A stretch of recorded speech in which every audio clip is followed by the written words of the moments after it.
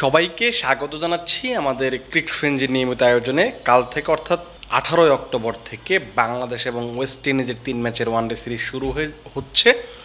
আজকে press conference ছিল, দুই দলের অধিনায়ক আসেনি ঠিক, ওয়েস্ট ইন্ডিজের অধিনায়ক শাই হোপ এসেছিলেন, তার সঙ্গে ড্যারেন সামি, কিন্তু বাংলাদেশের এসেছিলেন ফিল সিমন্স। তারা তিনজনই কথা বলেছেন এবং আজকে যেহেতু শেষ প্র্যাকটিস ছিল টুর্নামেন্ট সিরিজ শুরুর আগে, সেক্ষেত্রে অনেক কিছু নিয়ে আলোচনা হয়েছে। তার চেয়েও বড় কথা হচ্ছে, সবার বড় প্রশ্ন যেটা, যে আগামীকাল বাংলাদেশের একাদশটা কেমন হতে পারে। স্বাভাবিকভাবেই সাম্প্রতিক সময়ে বাংলাদেশ ভালো ক্রিকেট খেলছে না। আপনি যদি দেখেন ওয়ানডে ক্রিকেটে আমরা লাস্ট 4টা যে সিরিজ হয়েছে, আপনি আফগানিস্তান থেকে ধরতে পারেন, ওই আমরা শারজাতে যেটা 2023 সালে যেটা খেলাম খুব সম্ভবত সেইটা, তার পরবর্তীতে ওয়েস্ট ইন্ডিজ, শ্রীলঙ্কা এবং আবার কয়েকদিন আগে আফগানিস্তান, এই 4টা সিরিজের 4টাতে আমরা হেরে গিয়েছি। এবং যেটা দেখা গেছে যে লাস্ট 12টা ম্যাচ যদি আমরা হিসেব করি, সেখানে মাত্র একটা ম্যাচ জিততে পেরেছি।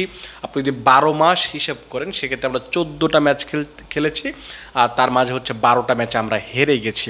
এই হচ্ছে বাংলাদেশের আসলে সাম্প্রতিক অবস্থা আপনার। এবং এই যে বাংলাদেশ ভালো খেলছে না, ভালো করতে পারছে না, যার একটা প্রভাব কিন্তু দর্শকদের মনে একটা ক্ষোভ তৈরি করেছে। আপনি যেটা দেখেছেন যে বাংলাদেশ যখন বিমানবন্দরে পা রেখেছে আফগানিস্তান সাথে সিরিজ খেলে, তখন কিন্তু ক্রিকেটারদেরকে হেনস্থা করা হয়েছে, যদিও এটাকে আসলে সমর্থনযোগ্য না। কারণ ভালো মন্দ থাকবেই, পাশাপাশি যে ব্যাপারটা থাকবে যে আপনি সমালোচনা করতে পারেন, কিন্তু কাউকে ব্যক্তিগত আক্রমণ করা বা অন্যান্য যে ব্যাপারগুলো থাকে সেটা আসলে করার সুযোগ নেই। যেটা ফিল সিমন্স আজকে বললেন যে আসলে আপনি বর্ণবিদ্বেষী কিংবা অন্যান্য যে ব্যাপারগুলো থাকবে সেটা আপনি করতে পারবেন না, কিন্তু আছে যে আপনি সামাজিক যোগাযোগ মাধ্যমে আপনার মন্তব্য তো অবশ্যই করতে পারেন, কিন্তু আমাদেরকে খেয়াল রাখতে হবে যে এমন কিছু করা যাবে না যেটা আসলে একটু ব্যক্তিগত আক্রোশের জায়গা তৈরি করতে পারে। এবং তবে সিমন্সের একটা কথা আমার খুব ভালো লেগেছে, তিনি বলেছেন যে আপনি যখন জাতীয় দলের ক্রিকেটার, আপনি যখন দেশের ক্রিকেটার, তখন আপনাকে এই ধৈর্যটা আপনাকে অবশ্যই রাখতে হবে। কারণ হচ্ছে যে আপনি সামাজিক যোগাযোগ মাধ্যমে হিসাবে উত্তর দেওয়া আসলে উচিত না, যেটা শামীম নাইম শেখ করেছেন ওই দিন রাতেই। সেটা নিয়ে তিনি বিরূপ প্রতিক্রিয়া দেখিয়েছেন, মানে ফিল সিমন্স প্রতিক্রিয়া দেখেছেন। তার কথা হচ্ছে যে আপনি এটা করতে পারেন না বা করা উচিত না, কারণ আপনার ওপর একটা এক্সপেক্টেড, স্বাভাবিকভাবে বাংলাদেশের সমর্থকরা যে পরিমাণ ক্রিকেট পাগল, তারা এত বেশি সমর্থন দেয়। আপনি যেখানেই খেলা দেখতে যান না কেন, সেখানে আপনি বাংলাদেশের সমর্থকদের আপনি পাবেন, সেটা নিশ্চিতভাবে মানে একদম একনিষ্ঠ ভালোবাসা বা স্বার্থপর না, ঠিক স্বার্থহীনভাবে ভালোবাসা যেটাকে বলে, সেটা কিন্তু বাংলাদেশ টিমকে বাসে। কিন্তু আপনি যখন ফলাফল করতে পারবেন না, এই রিসেন্ট টাইমসে যে ফলাফলগুলোর কথা আমি বললাম, যে এরকম পারফরমেন্স করলে স্বাভাবিকভাবেই দর্শকদের ভিতরে ওই ক্ষোভ বা প্রতিক্রিয়াটা দেখা যেতে পারে। সো সেটা নিয়ে আসলে মাথায় রাখতে হবে। যে জিনিসটা এখন আলোচনা করবো আমরা, সেটা হচ্ছে যে আগামীকাল যে প্রথম ওয়ানডে ম্যাচটা হবে, সেক্ষেত্রে বাংলাদেশের একাদশটা কেমন হতে পারে। স্বাভাবিকভাবে রিসেন্টলি আপনি যদি দেখেন, একাদশে বেশ কিছু পরিবর্তন আসছে, প্রতি ম্যাচে কিছু না কিছু পরিবর্তন আসছে। আপনি যদি লাস্ট ম্যাচটা দেখেন, সেখানেও খুব সময় 3টা বা 4টা পরিবর্তন ছিল, তার আগের ম্যাচেও 2টো পরিবর্তন ছিল। তার মানে হচ্ছে পরিবর্তন বাংলাদেশ এখন নিয়মিত করছে, একটা ধারাবাহিকতা নেই যে আপনি একটা কনসিস্টেন্ট একটা একাদশ নেবেন, বেছে নেবেন যে কেমন আমি এই দলটার বিপক্ষে এই ধরনের একাদশ নিয়ে খেলতে থাকবো, আমরা ট্রাই করব, আমাদের এটা কনসিস্টেন্সি থাকবে এবং ক্রিকেটাররাও জানতে পারবে যে আমি 3টা ম্যাচ খেলার সুযোগ পাচ্ছি, 3টা ম্যাচ আমাকে পারফর্ম করতেই হবে। আপনি ক্রিকেটারদের বলে নিতে পারবেন যে 3টা 4টা 5টা ম্যাচ খেলাবো আপনাকে, যেটা আমি কয়েকদিন আগে যখন ফারুক আহমেদ মানে ফারুক ভাই যেদিন কয়েকদিন আগে বলছিলেন, ব্যাপারটা আমার কাছে খুব ভালো লেগেছে।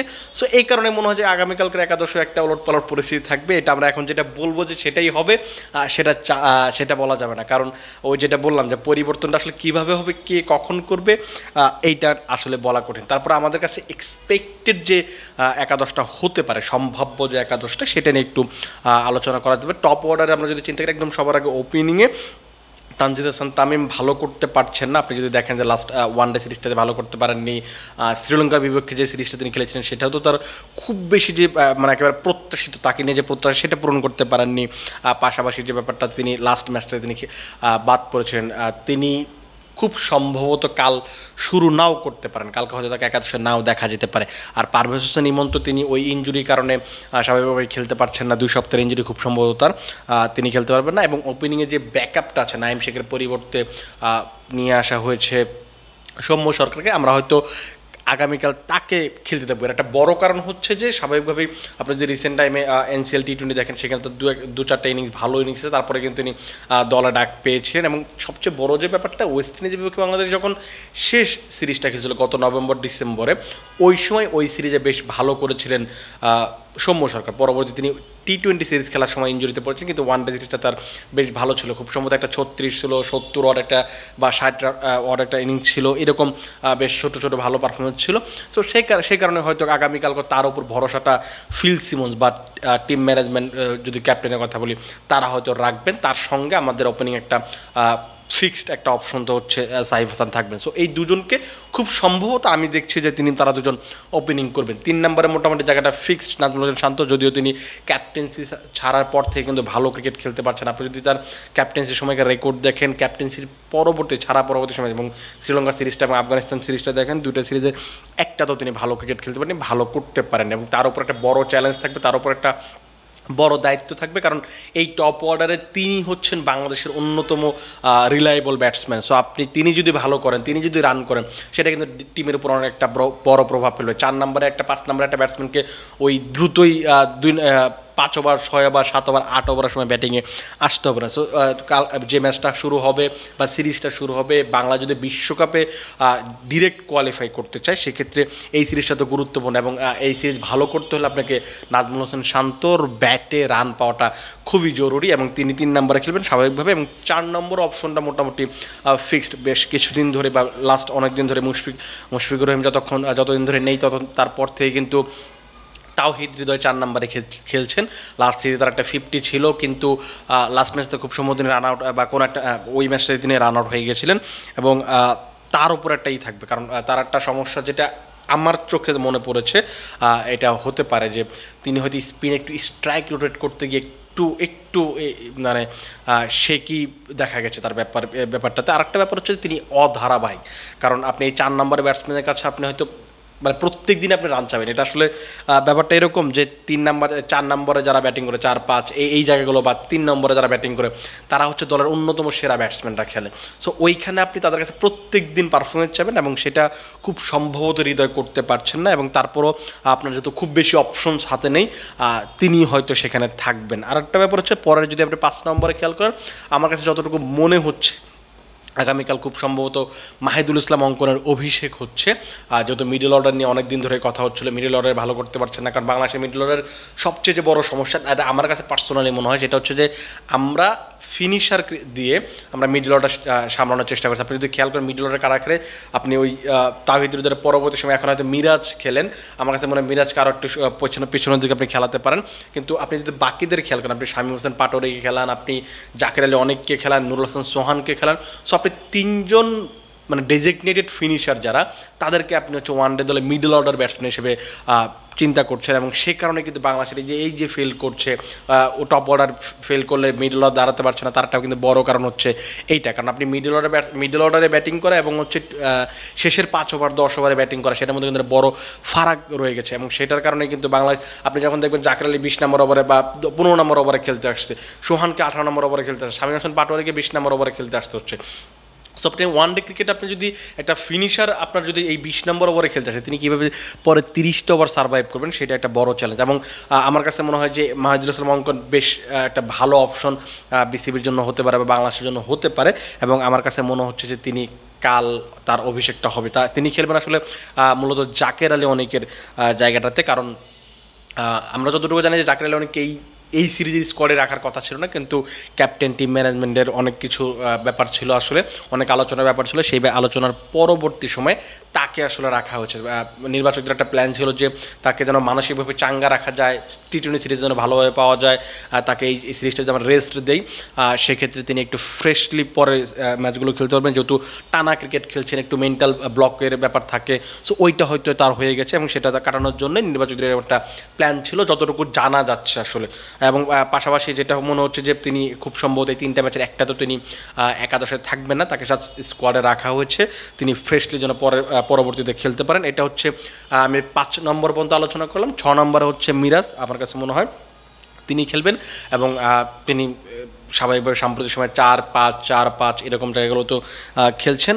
তার মনে হয় যে তিনি যদি একটু নিচের দিকে খেলেন, আমার যেটা পার্সোনালি মনে হয় যে তিনি যদি একটু নিচের দিকে খেলেন তাহলে বাংলাদেশের ব্যাটিং ডেপথটা একটু বড় হয়। সেটা না করতে গিয়ে মিরাজ যেহেতু সামনে চলে আসেন তখন অনেক সময় হয় যে তিনি আউট হয়ে গেলে আসলে ওই ফিনিশারদের ব্যাটিংয়ে চলে আসতে হচ্ছে বা অন্যান্য ব্যাপারগুলো আপনাকে সামাল দেওয়া কঠিন হয়ে যাচ্ছে। তিনি যদি 7 নম্বরে, আপনি যদি দেখেন তার ক্যারিয়ারের সেরা সময়টা কিন্তু যে ব্যাটিংয়ে পার করেছেন, যে ভালো ভালো ইনিংসগুলো খেলেছেন, সেটা কিন্তু তিনি ওই 7-8 এই জায়গাগুলোতে খেলেছেন।